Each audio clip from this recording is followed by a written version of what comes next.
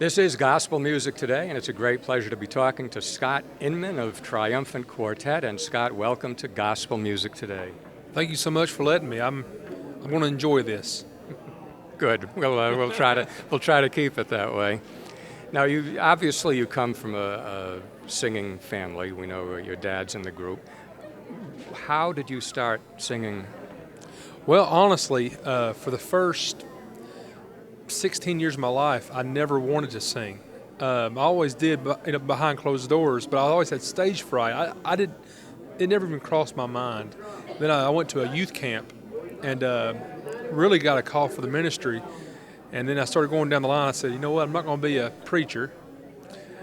I said, I think God's trying to tell me something about singing, And it's, everybody else says, it's kind of an obvious thing looking back, but he had to place it on my heart in a bold way for me to step out and do it, and it's been fast forward ever since. So, now, did you sing with anyone before Triumphant Quartet? I sung a year with Phil Cross and Poet Voices, probably the end of 2001 till the end of 2002, probably.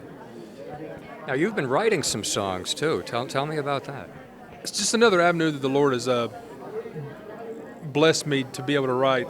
Not saying that I'm a great writer or anything, but the Lord has really placed upon my heart the want to write, and He's put me in with great people like Diane Wilkinson, who is one of my main mentors. We got to write with Rodney Griffin, who is you ain't got to say anything else. But Phil Cross is probably the first one. When I was traveling with him, I got to watch him write and saw what it meant to people as each night he would present a song that he had written. And, it's a good feeling. Now, where does a song come from? How do you begin with writing a song?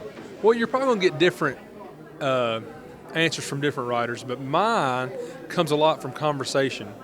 Something you may say, a catchphrase you may trigger me and go, hey, it's a song. I mean, that's happened more than not. Preachers, they'll give you titles all day long if you'll listen, you know what I mean? But so for me, I can't just sit down and go, I want to write. I have to sit down with a thought, and usually that thought comes from a conversation or something somebody says that really catches my attention. But you've made the decision to look for that, to be aware of that. I am definitely open to. Of course, I always felt like I've been somebody who is taking it all in, no matter what I've done. Whether watching somebody that I grew up loving to hear sing, I always took it all in, the little stuff, And so whenever I'm talking to somebody, or especially sermons, I don't go just to write. I don't think that's right, to go into a sermon and just try to get song ideas. But I am open to those ideas. So. Now, Triumphant Quartet's been together for 7 years. 7 years. Started in a theater full time, and now you're on the road. How was that transition for you? You know what? There's pros and cons to everything. I ain't gonna lie to you. Being home is very nice, and like we used to be. Now we're traveling like every other group, full-time group in America. But to me, being on the road has all the other pros. Going from place to place, branching out into new places that we couldn't because we were at the theater. I feel like we were fairly successful being right there in one place. And but when you can actually go out into these cities that we don't go to, and you're able to go that first time 7 years after you've started, and you're a new group again. That's a good feeling. That's fun. It's like starting over, kind of. So it's a challenge. Keeps you on your feet. It is. We've yet to have had the opportunity to just get complacent and lose our edge, because we're still the new group, just in another way. Now tell me about what is happening new for Triumphant Quartet.